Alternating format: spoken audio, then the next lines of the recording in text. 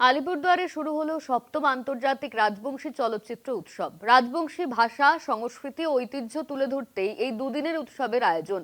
আলিপুরদুয়ারের পুরসভা প্রেক্ষাগৃহে রাজবংশী ভাষায় নির্মিত একাধিক চলচ্চিত্র প্রদর্শিত হচ্ছে। উৎসবের সূচনায় শহর জুড়ে বের হয় বর্ণাঢ্য শোভাযাত্রা, যেখানে রাজবংশী লোকসঙ্গীত ও ঐতিহ্যবাহী পোশাক নজর কাড়ে।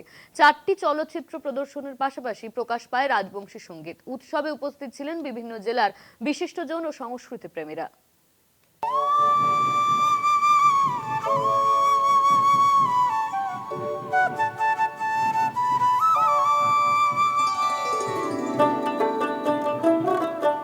রাজবংশী ভাষা, সংস্কৃতি ও ঐতিহ্যকে তুলে ধরার লক্ষ্যে আলিপুরদুয়ারে শুরু হলো আন্তর্জাতিক রাজবংশী চলচ্চিত্র উৎসব।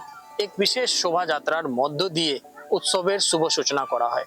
শোভাযাত্রাটি আলিপুরদুয়ার শহরের বিভিন্ন এলাকা পরিক্রমা করে শেষ করা হয়।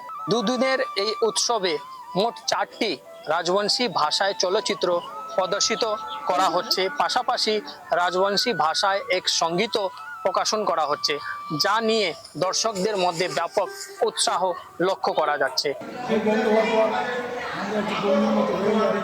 এখন আবার ইউটিউব চ্যানেলে আমার অনেক ছাত্রছাত্রী কোনো জায়গায় বসে আপনারা জানেন সোশ্যাল মিডিয়া হলে রাজবংশী ভাষাটা বেশি চলে।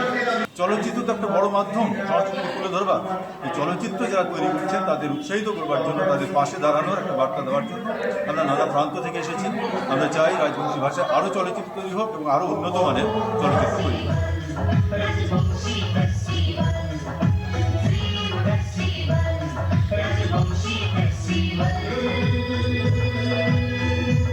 আলিপুরদুয়ার থেকে অজয় শাহ, কলকাতা টিভি।